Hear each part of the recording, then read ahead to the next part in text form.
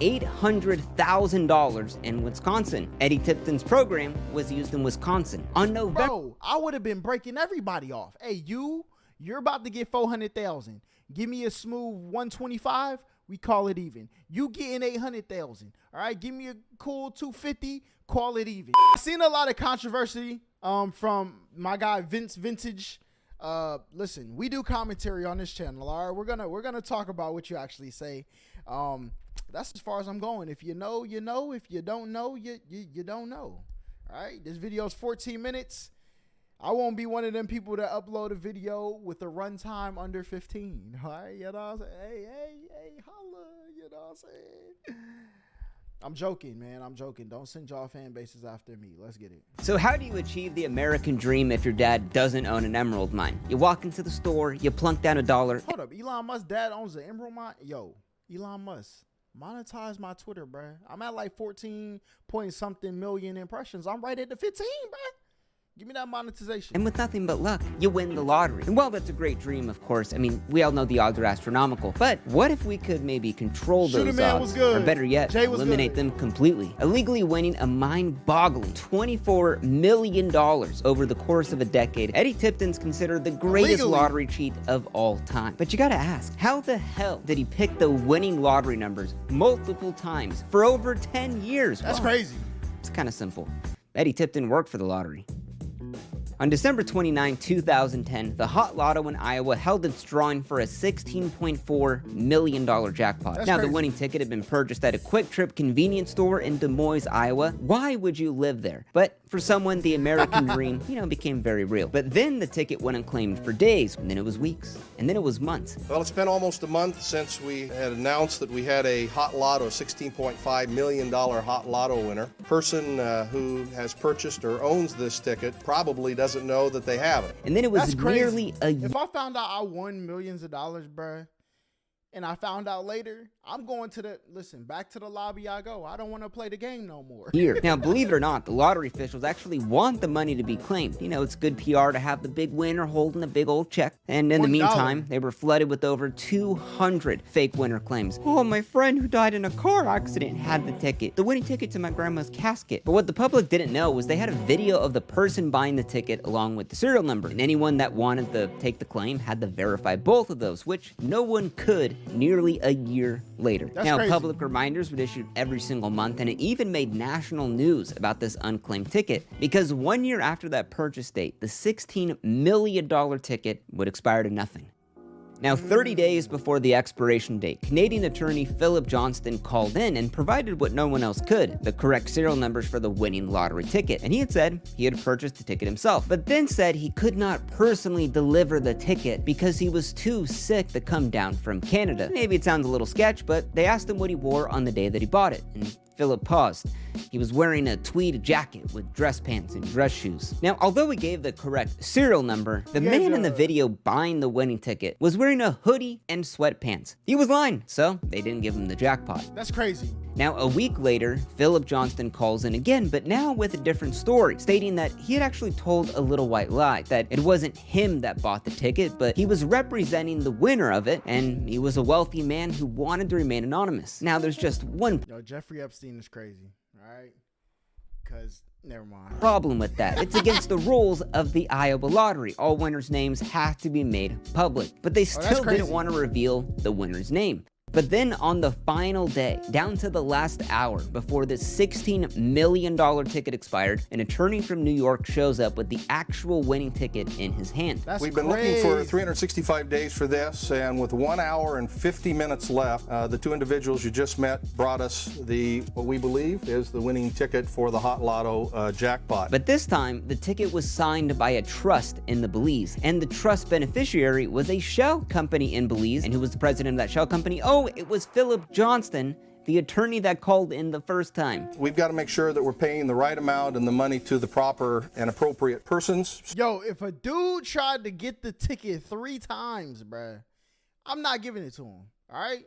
I'm not, no, I don't believe it. You lied to me once, you lied to me twice. One famous philosopher once said, fool me one time, shame on you. Fool me twice, can't put the blame on you. but fool me 3 times, forget the piece I'm unloading the chopper and let it rain on you. That's what they say. There ain't no way I'm letting that man get away with that.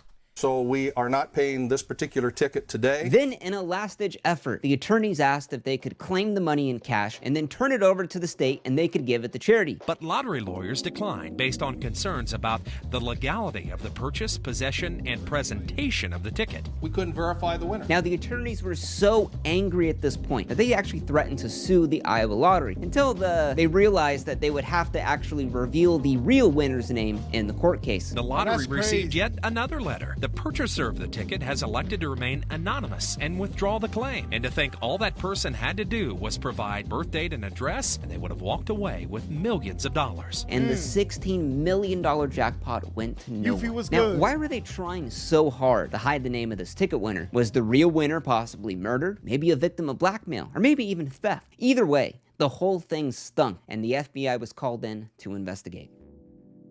Now, it seemed a bit strange when Eddie Tipton, the security director for the multi-state lottery, lived in a 8,500 square foot mansion decked That out joint's with a fire. 20-seat custom home theater and a basketball court. Now, Eddie didn't make that much money. His co-workers at the lottery often wondered how the hell could he afford a baller mansion when he only Does he have a sugar daddy? What? made about 90. I heard he's a BDSM king master. Boy, let me tell you about these kinks out here. Listen, they're giving away bags, okay? I'm not going to say where I was, but I was at a place and I seen a Fortune 500 CEO being walked around by a lady in a latex suit, all right? He had a golf shirt on, and it was wild, all right? I don't know how I got there. Actually, I do know I was bamboozled. I thought I was showing up to a regular party, and it wasn't a regular party, chat. Now, from $24.7 million, I will release the name of the company and you know what I'm saying? Nah, I'm just kidding. If y'all see me disappear, they came and got me, bro. They came and got me. $1,000 a year. Now, he told his lottery co-workers that his house was just his one vice, JJ and that was even good. though he was single and in his 40s, that one day he was gonna have a huge family. And this story kind of made sense. It was 2007. A lot of people bought homes they couldn't afford. So no one, not even his co-workers at the lottery, suspected a thing. Now, as the FBI investigated the case, it kind of went cold. There wasn't a lot of evidence. Bro, I swear I didn't know. I looked down at my GPS when I got to the party, chat, and I looked up and I was like, there's no way this is where this party is. Did I go in? Of course. Did I enjoy myself? It's a story for another day. Too many dead ends. Until 4 years later, it ended up on prosecutor Rob Sands' desk. Now, nobody expected him to get anywhere, but Rob Sands was the hot new prosecutor on the block that wanted to make a name for himself. But all Rob had to work with was a grainy video of the dude buying the ticket that they didn't know, and the name of some Better Call Saul Canadian attorney that called in with the winning ticket. So investigators flew up to Canada to interview the first attorney, but then he said that he was actually collecting the ticket on behalf of another attorney that was from Texas. And when they went to that attorney, he said the winning ticket had been given to him by Texas businessman Robert Rhodes. But Robert Rhodes looked and sounded nothing like the guy in that video. It had So 4 sound? years after having the lottery drawing held, That's Rob crazy. Sands released that video nationwide to ask for help in trying to identify the guy in that video, along with an audio track of his voice. No thanks. Now, within That's days, crazy. thousands of people called in to the FBI, and it sounded like my grandpa, oh, it sounded like my coworker, but one name kept coming up. You see, dozens and dozens of lottery employees from across the country had called in and instantly recognized the voice as Eddie Tipton. You're done. You're finished. But this was a little hard How did he buy the ticket though in advance? That's what I want to get to to. believe. I mean, Eddie Tipton was the security director for the multi-state lottery, meaning he's the guy in charge of making sure no one cheated, and legally couldn't even buy lotto tickets. But what were the odds that Eddie Tipton could also pick the winning numbers? The coincidences were too far. So how are the winning numbers picked for the lottery? Well, back in the day, the numbers were put on ping pong balls, whipped around in a cage, and one by one were taken out in the public eye. I remember so everyone that. could see the contest was legit. But even this system had problems when lottery workers cheated the game by filling some of the balls with water to improve their own odds, and then when those balls exploded on live TV, a new system was needed. Now today, lotteries pick the winning numbers using computers, but to understand the real genius of how Eddie Tipton cheated, we need to remember that computers never do anything randomly. So how do you get a random number on a computer? Well, you actually, like, even in Las Vegas. How bad do I want to die after this video, bro? Because I already said the party thing. So I already got some Fortune 500 companies looking to their CEO like, listen, if you had the lady in the cat suit, you better come clean now. But also on top of that, I mean, this isn't, it's public knowledge. Like the slot machines and stuff, they're programmed like to pay out a certain amount. Like I think it's like they pay out 80%. You know what I'm saying? But when you get those payouts, sometimes they pay it a little bit. You know, you lose $5, you get $3 back. You know what I'm saying? A couple big payouts to balance it back to 80% payout. Hey, the computers do what they tell them to do, man. That's why I'm going to send me the dealer. If I ain't got a human doing the dealing, I'm good. kind of don't. So it starts with an input number and runs it through a complex math problem called the random number generator to output a final number that looks random.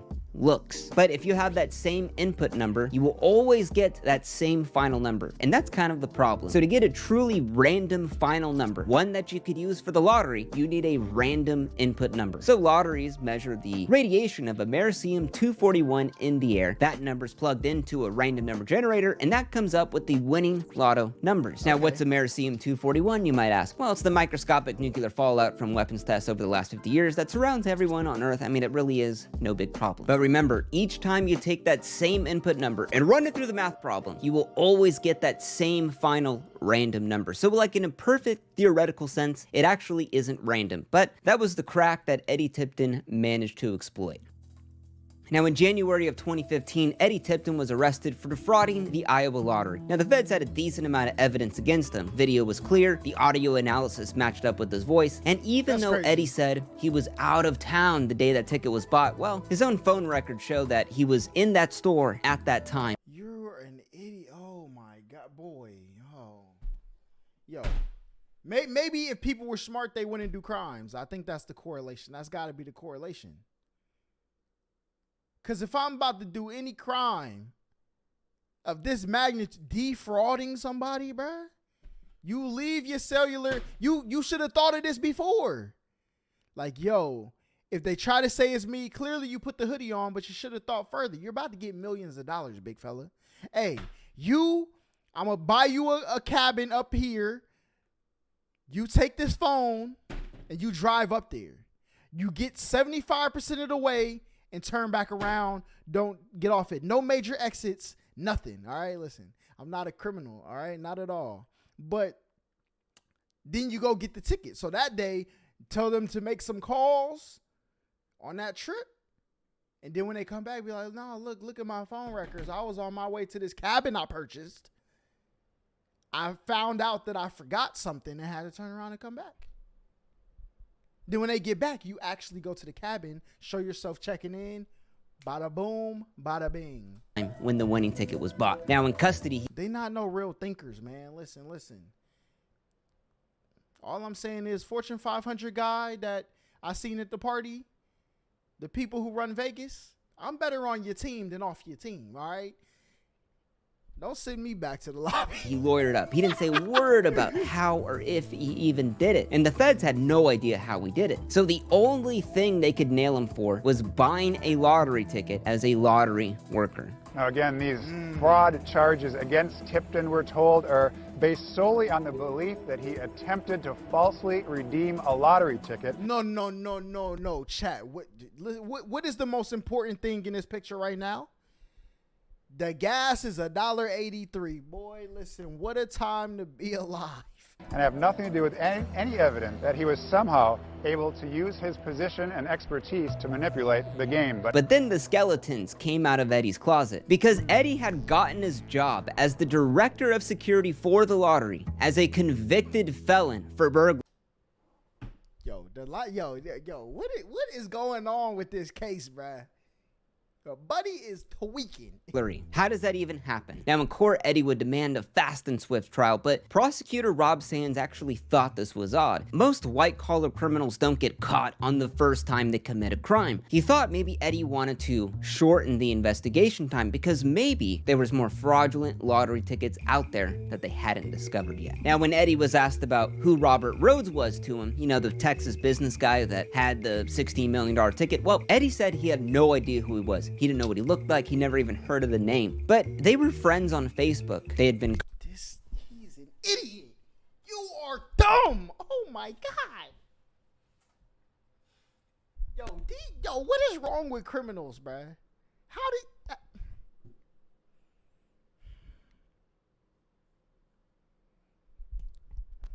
I'm befuddled. Co-workers for the last 10 years. Yo, son, this got to be the worst criminal on the planet, Brian. They were best friends. When Eddie Tipton was asked what he did for work, he had failed to mention one little detail, that he was the guy that wrote the program that picked the winning lottery numbers. Now at this point it looked like an inside job, or it was a huge amount of coincidences that had led Eddie Tipton's best friend to win the lottery. Now there was one huge problem with this entire case. The computer that the numbers were used to pick the winning lottery numbers had been wiped clean 3 times over. Now, although there was no evidence about how this actually happened, the feds had a decent theory. Bro, I would have set that room on fire. Like, yo, oh my God, you wipe them, then you set it on fire. Oh my God, a workplace, you got millions of dollars. You're not going back to work. What is, yo, son, bro, listen. Now, the Hot Lotto uses 2 computers that are locked in a room that only 5 people have access to. And you guessed it, Eddie Tipton was one of those people. Now, inside of that room, there's a locked plexiglass box that you need 2 keys from 2 employees to open up, and then they pick the winning lottery numbers. And this whole process is recorded on cameras 24/7. So how could have this hacking been done? Those cameras that record 1 frame every minute, meaning that theoretically, Eddie Tipton could have gone inside the room for some routine maintenance with another coworker. While that coworker was turned away, in the span of 59 seconds, Eddie Tipton could have put in a USB key, changed an estimated 2 lines of code, and then he would know what the winning lottery numbers are that only he would know about. But in Eddie's defense, there was no evidence of any of this. All of the witnesses testified Eddie Tipton was the man in that video. Even the person that had sold him that lotto ticket and the hot dog said it was him. But Eddie Tipton's defense had a rebuttal to that. They said that that was actually impossible because Eddie Tipton is not a hot dog guy. Yo, if you don't get out of my face, what? He's more of a Jack-in-the-Box man. And honestly, Well, too bad Jack-in-the-Box doesn't sell lottery tickets, all right? So clearly you can't get it from the same place you get a lottery ticket from. Tell. So what happened here? Eddie Tipton bought the winning lottery ticket, gave that to a good friend named Robert Rhodes, who then gave it to his attorney, who then gave it to another attorney that specializes in hiding money, and that's how he got to the situation. So Eddie had access, Eddie knew how to commit the crime, there were cell phone records, Facebook messages, all going back 10 years that linked him to Robert Rhodes. So the jury would rule guilty, and Eddie would be sentenced to 10 years in jail. But the story is far from over. Now remember when Eddie said he wanted a fast and swift trial, and Rob Sands thought maybe that was a little bit odd because there was more fraud out there? Well, after the trial, if you wanted a fast and swift trial, like you defrauded so much money. You got the crib, you doing post hooks in your garage with your basketball court. I would have walked in there and said, listen, I'm guilty. All right, I'm guilty. I'm guilty. I will take the punishment. I will take the repercussions. That 10 years probably would have been like 3.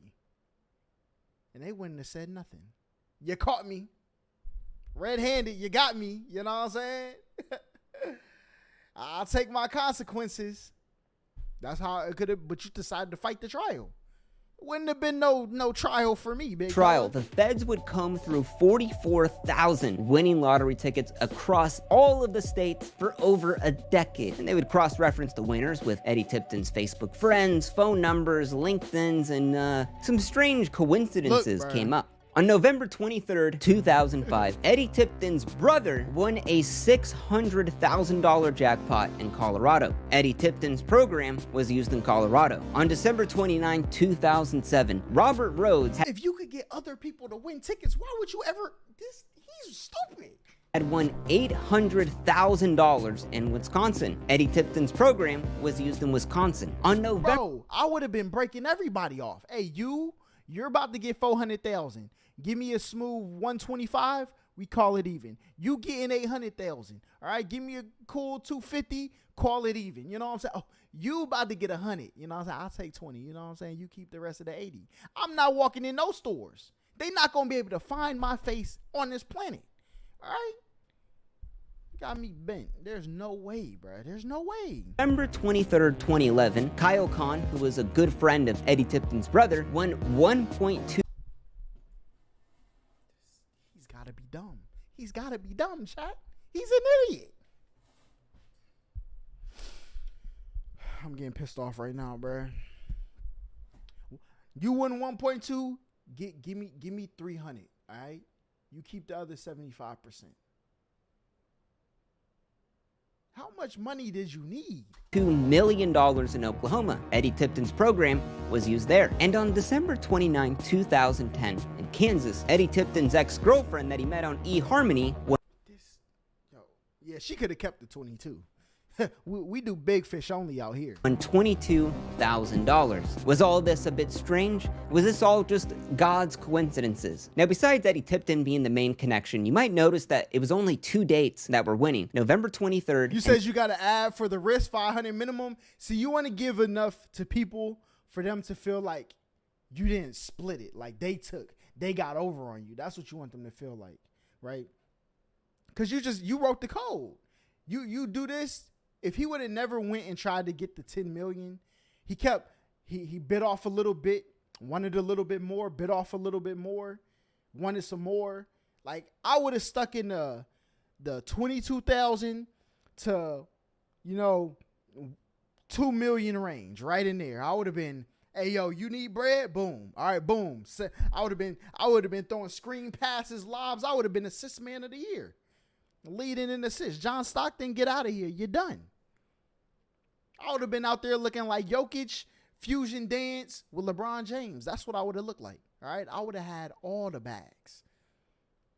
But he wanted to go get his own money. He's an idiot. December 29. Now, again, there was no evidence of this program until they found a storage unit that had one computer that was used to do the winning lotto numbers in 2007. Right there in plain sight on the computer, they discovered the code that Eddie had actually used, and it was exactly how they theorized. On those 2 dates, it would put in a specific input number so that the random number generator would be something that Eddie always knew for the winning numbers for the lottery. So with enough evidence to tie him to 5 hack lottery drawings, Eddie Tipton finally confessed. Mr. Tipton, I'm Kim from KCCI. What's your reaction to the sentencing today? Shock. That's it. But Eddie claimed that he was never in the lottery scam business. And Facts. Bro is broski Ospra. Boy, you get a lottery ticket. I would have been giving them away. What? You get like 2 lotteries a year. You hit the lick like 2 times a year. You up like 600,000. What is wrong with him? Bro, if you can't take that 600,000 and go make you some other bread, like you literally getting a fully furnished 7,000 square foot house with a pool, big driveway, and 3 cars every year. Back then, 600,000, you going on mad vacations. I can't even spend $600,000 in vacations. I'm going to Japan for 6 months. Goodbye. I'm out of here. Actually said he was an accidental felon. He said one day he was playing around with the program and realized. Hold on, why is the white stuff on the keyboard? Actually said he was an accidental felon. He said one day he was. What is the white stuff? I need to know. Playing around with the program and realized a crucial flaw, noticed he could exploit it, and then just left the hacked program there for over a decade. I mean, all the situation was a geeky computer hacker who was just messing around with the program, who's so genius that he just, oh, sorry. And Eddie really believes this, stating, I'm a single guy making about $100,000 a year. I didn't need the money. With that, Eddie Tipton will be... And he was making $100K a year? Boy, I would have been storing that bread. Boom, boom. Vanguard account. Boom. S&P 500. Bitcoin. If he would have put money in Bitcoin back then, oh, Lord, have mercy, okay? That brother would have been a trillionaire. Now, they would have found his helicopter and made him disappear. That's what seemed to be happening to all the Bitcoin millionaires, but that ain't got nothing to do with me. I've said a lot of things on this video. If I go disappearing, y'all just make sure this channel gets to 1 million. That's all I'm asking. All right. Sentenced. I would have been using that 100,000, living a modern life, modest life. Did that for about 10 years.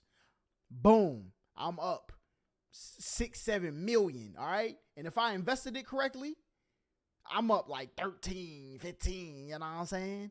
Put all that money in a trust to pay me out. Take some more of it, keep it in investments, put it in a trust. Yo, pay me $250,000 a year, trust.